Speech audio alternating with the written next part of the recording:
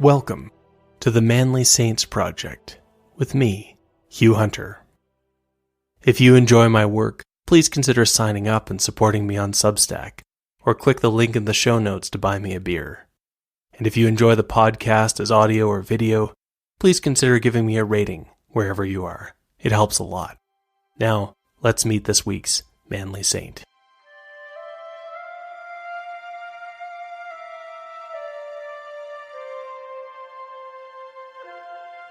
Join me today to meet a saint who inspired Western monasticism. Name: Benedict of Nursia. Life: around 480 to around 547 AD. Status: saint. Feast: July 11th. March 21st for monks in the Benedictine tradition. Zalah the Goth disliked Christians. Partly, this was because Zalah, like most of the Gothic people, was a follower of the heresy of Arianism. He thought that Jesus was not God, but rather one of God's creations. Yet, this religious disagreement does not fully explain Zalah's dislike of Christians. The Arian Goths had arrived in Italy decades earlier, and once there, they had soon wrested power away from the last Western emperors of Rome. Since then, though, the Goths had been fairly easygoing rulers. Their current king, Totila, had developed a grudging respect for some of the leaders of the Christians. Not so the warrior Zalah, who hated Christians in general, and priests and monks in particular. And now, a Christian peasant had fallen into Zalah's clutches, and Zalah was making him pay. Our sources don't say why Zalah had chosen this particular peasant. Perhaps the peasant owed money or taxes. The peasant had nothing and couldn't pay. But Zalah was certain that the peasant had money hidden away somewhere. Zalah began to torture him. Finally, in desperation and pain, the peasant shouted out a lie that he hoped would at least buy him a few hours of rest. The peasant told Zalah that his secret stash of money did exist after all, and it was being kept safe by Benedict, the abbot of the monastery in the old pagan temple on Monte Cassino, midway between Rome and Naples in the center of modern Italy. Zalah had no intention of leaving the peasant alone while he went to get the money, so he tied the peasant's arms and dragged him along up the mountain through the whispering woods to the monastery. Zalah barged in, shouting that he wanted to speak to Benedict. The Gothic warrior found the abbot sitting quietly and reading. Zalah yelled that Benedict had to get up and pay him the money he was keeping for the peasant. Benedict looked up from his reading. But what got his attention was not the angry Gothic warrior in front of him, but the brutalized, tired peasant at the back. Under Benedict's gaze, the ropes binding the peasant's hands fell away, the cords dropping to the stone floor. Zalah watched in shock as his prisoner was freed. The shock turned to worry as he wondered what would happen if Benedict turned that quiet gaze on him. Deciding that he did not want to learn this the hard way, Zalah began backpedaling and asking Benedict's forgiveness. But all Benedict did was call in a few monks and tell them to make sure Zalah got a meal before he went home. And so Zalah would leave Monte Cassino with a full belly and an unsettled mind, and with the feeling that he had better not pick on the Christian peasants of Italy again. The peasant who had lied and said that Benedict was holding onto his money might have acted out of desperation, but he was right about the power dynamic that had emerged in the lands of what had once been the Roman Empire. As barbarians flooded into the empire and caused its collapse, saints and other great men appeared to steer the course of history. Up north, in modern Germany and France, Saint Vedast would persuade King Clovis of the Franks to become a Christian. To the east, in modern Austria, Saint Severin would appear to guide the people of what had once been the province of Noricum. Rome, in particular, had benefited from the leadership of saints, ever since the first pope, St. Peter, had settled at Rome and made his own last stand in the city. Now, Blessed Boethius helped the downtrodden as he reinvented philosophy, and when Attila the Hun came to Rome's gates, the only man with the courage to face him was the Pope, St. Leo the Great. In Italy, under the Goths, a kind of balance had emerged, upheld by the power of the Goths on the one hand and the moral authority of the Church on the other. It wasn't perfect, but it was peace. And it was into this fragile moment of peace that Benedict was born, in Nursia as we sometimes spell it in English, in the hills to the north of Rome, around 480 AD. We know that Benedict came from a reasonably wealthy family, because the family could afford to send Benedict to study in Rome. Young Benedict seems to have felt a religious vocation without knowing quite how to pursue it. He soon found his studies in Rome unsatisfying. He likely discussed the problem with his sister, possibly his twin, Scholastica, who would in time have her own religious vocation. Benedict probably explored the monasteries that were in Rome, but they were connected to big churches in the city. They were busy, worldly, and political. Benedict didn't want any of that. He had read about the Desert Fathers of the 3rd and 4th centuries, and their stories inspired him. It seems that by the time Benedict reached the conclusion that he would not find what he was looking for in Rome, his restless search had made an impression on many of the Christians of the city. Finally, Benedict reached a decision. He left his studies and headed east. His first stop was in modern Affile, about 43 miles east of Rome. He was traveling with a servant, a woman who had been his nurse when he was much younger. At Affile, Benedict discovered what we might call an intentional community, a group of Christians who were trying to live apart from the world, each person doing as seemed best to him. For a little while, Benedict stayed with them, but soon he began to see the limitations of this form of life that had no order or hierarchy. And so Benedict left his servant in Affile and went north to a place called Subiaco. The area had been the site of a pleasure palace built by one of the church's great persecutors, the Emperor Nero. The palace complex was near a waterfall, and parts of the palace had been built on either side of the river, connected by a bridge. But there was no emperor in Rome anymore, and the complex had fallen into ruin. Strangely enough, the grounds of Nero's palace had become a home for hermits and monks. In the area, Benedict found an older monk who was willing to help him. The older monk showed him an isolated cave. It was so hard to climb into that the older monk would lower food to Benedict using a rope. Here, at last, was the solitude to which Benedict was being called. Alone with God, Benedict began ordering his own life around prayer and discipline. It wasn't easy. He was a young man, and he struggled with temptation, including sexual temptations. On one occasion, he couldn't get the memory of a woman he had met out of his mind. All he could think about was leaving his solitude and returning to the world. But as he felt his will begin to fail, Benedict reacted decisively and jumped into a thorn bush. The thorns tore at him, but his mind focused on the pain. He could think clearly again. Something seemed to have given way, and solitude became easier. By the time locals discovered the young man living in the cave and began bringing him gifts of food and asking him about their questions and fears, Benedict was established as a hermit. By now, Benedict was about 30 years old. A group of hermits who lived in the region had noticed his example and were impressed with his sanctity. They asked Benedict to come and be their leader. He hesitated, but finally let himself be persuaded. Benedict left his cave to become an abbot for the first time. It did not go well.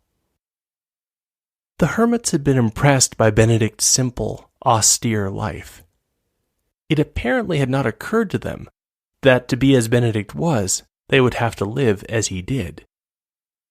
Benedict tried to reorganize and discipline the community, and soon it was an open revolt. Things came to a head when someone decided to correct the problem of their interventionist abbot by poisoning his drink. Benedict received the poisoned cup, and as usual he blessed it. The cup cracked, and Benedict understood what had happened. It's an event memorialized on the popular Saint Benedict medal. Benedict is usually depicted with a cup to his right, and if you look closely, you can see a venomous serpent emerging from it. The other side of the medal has letters running around the perimeter, spelling out a strange and ancient exorcism. VRS, NSM, VSM, QLI, VB. It's so old that the meaning of the letters was forgotten for several centuries after the Middle Ages, and recovered through the discovery of an old picture that contained the key. The meaning is, Vade retro satana, numquam suade mihi vana, sunt mala quae libas, ipse venena bibas. Begone, Satan, don't tempt me with vain things. The cup you offer is full of evils, drink the poison yourself. The formula on the medal takes Benedict's story as a symbol of a greater spiritual conflict. Of course, Benedict's situation in his first failed attempt at building a monastic community was more mundane and more sordid. Benedict recognized that the people who had tried to poison him were only men whose mistake had been to overestimate their own capacity for discipline. He forgave them. Benedict sadly told them that he was not the abbot for them. He left his position and returned to his cave. Benedict would not be alone for long. His fame had spread. People in Rome remembered the young student and wondered if he had achieved the sanctity he was looking for. When they heard that he had, they came, or sent their sons. And so Benedict emerged from his solitude again to be an abbot for the second time. This time, he planned to do things differently. Benedict had found it difficult for a single abbot to supervise many monks.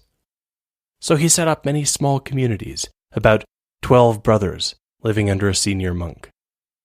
Soon, Benedict's communities dotted the area around Subiaco, built with the abundant building supplies of the crumbling ruins that had once been the Emperor Nero's palace. Benedict had become a kind of abbot over many small communities. But this success provoked envy from an unexpected direction. A powerful local cleric, Florentius, felt his own influence waning. The problem was clearly not his management of his own church, Florentius decided. No, the issue was that Benedict was making him look bad. And so began a bizarre, one-sided vendetta in which Florentius set out to ruin what Benedict had built in increasingly inventive ways. Florentius turned out to have a knack for revenge. Was Benedict trying to help young men to live a contemplative life away from temptations? Florentius would bring temptations to them. He paid prostitutes to dance naked in front of a monastery. Of course, the real problem, his true enemy, as Florentius had decided, was Benedict himself. And so, Florentius tried to assassinate him by poisoning the bread headed for Benedict's table. Once again, Benedict noticed the attempted poisoning. Benedict had trained a raven to eat from his hand, and he handed the poisoned loaf to the big bird and told it to go drop it far away where no one would find and eat it. The bird flapped off, returning after several hours. The raven, too, appears on the medal of St. Benedict. Florentius and his strange vendetta helped Benedict to reach a decision. Perhaps if Florentius had been attacking the community in general, Benedict would have stayed to defend it.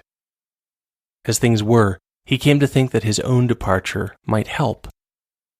It connected to a plan which Benedict had been forming for a new kind of community. He made sure his monasteries were in good hands and set off southeast. He was 50 years old. As Benedict and a few followers headed out of town, word came to Florentius that he had won. Florentius was delighted and rushed out onto his terrace, perhaps hoping to catch a sight of the retreating monks. The terrace collapsed under his feet, killing Florentius in the fall. No one could miss the symbolism, and one of the monks who had been left behind sent a happy message to Benedict, telling him that his enemy was dead and it was safe to return. But Benedict saw things differently.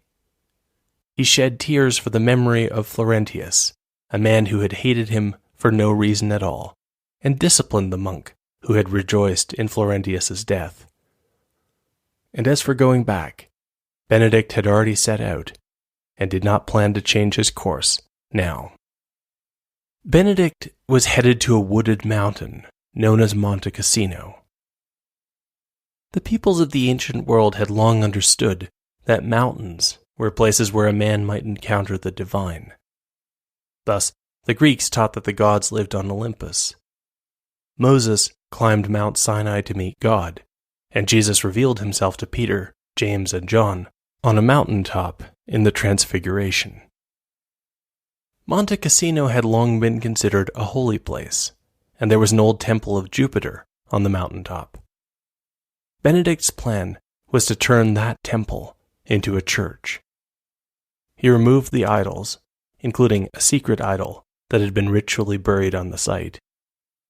In time, the old temple site became known as a place of prayer and healing. Benedict's sister, Scholastica, was in the area, living a monastic life as well. They were close enough that Benedict could visit her. Once a year, Benedict would go to see his sister, and the two would discuss their spiritual lives. Benedict's fame spread. The Gothic king Totila came to visit, although he decided to test Benedict's famous insight by dressing up one of his lords in royal finery and telling him to pretend to be the king.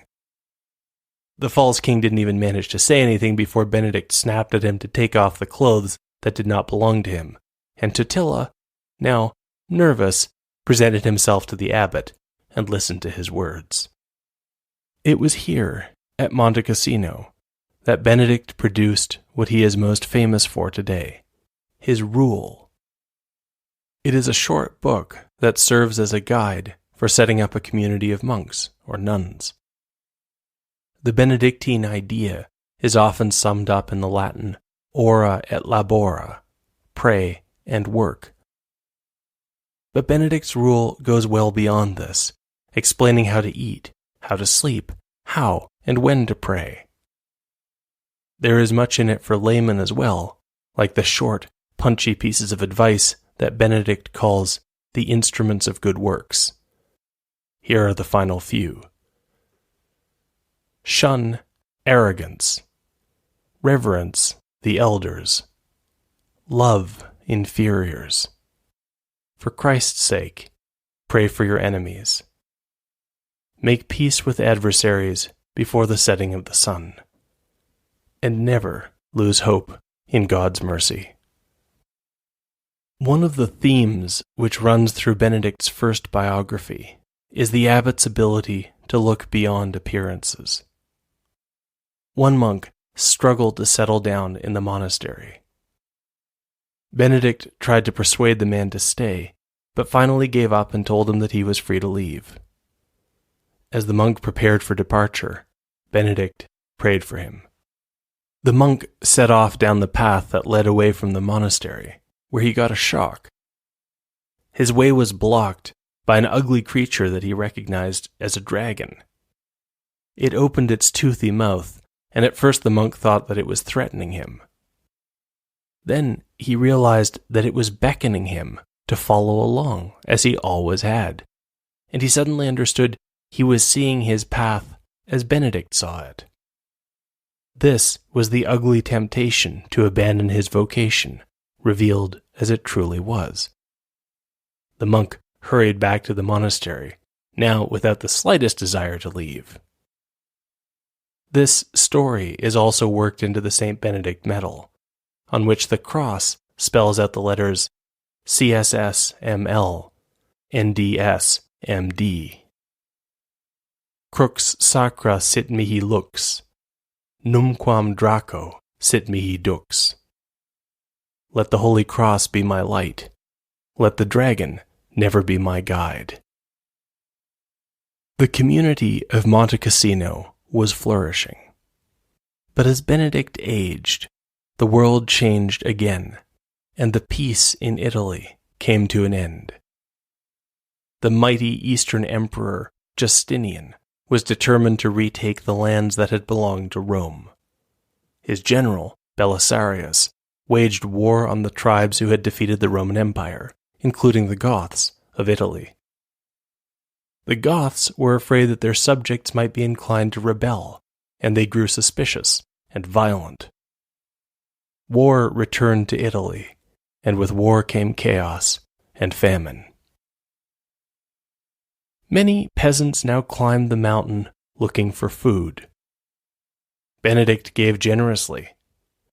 When Monte Cassino ran out of food, he reassured his monks that help was coming, and even though no one had much to spare, they found sacks of grain piled in front of the monastery the next morning. Benedict himself knew that things would get worse before they got better.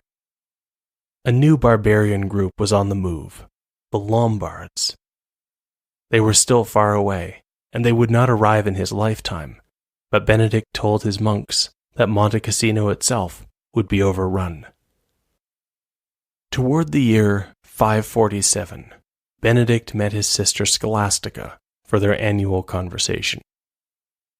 When the day had come to an end, she asked him to stay. Scholastica wanted to keep talking until dawn. Benedict told her gently that he could not stay. He had to return to his monastery. There were rules about this sort of thing. He had written them. His sister surprised him by starting to cry. As Scholastica's tears fell, Benedict heard rain begin to hit the roof.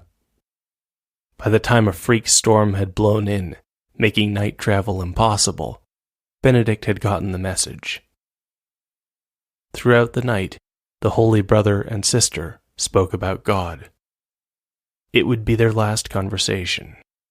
Scholastica would die in the coming days, and Benedict had long known that his own death was not far off. Saint Benedict and Saint Scholastica would be buried side by side in the old temple at Monte Cassino. And then, soon afterward, the Lombard invasion would roll into Italy, sweeping away what they had built. At least, it looked that way for a time. Yet, even after the Lombards came, locals would still sneak up the hill to Monte Cassino to pray in the holy place that was now St. Benedict's tomb. And the rule of Benedict would be passed on from monastery to monastery, copied and recopied and translated until it was in England, in Armenia, in the lands of the Franks. It would return to Monte Cassino as well. As Europe entered the Middle Ages, the rule was so widespread that most Western monks and nuns were heirs of Benedict. Even the new orders that emerged would take inspiration from the rule. The spiritual heirs of Benedict and Scholastica would spread, and count among their numbers nuns and monks, priests and bishops and popes, knights and lords and kings and emperors, and hundreds upon hundreds of saints. They are with us today.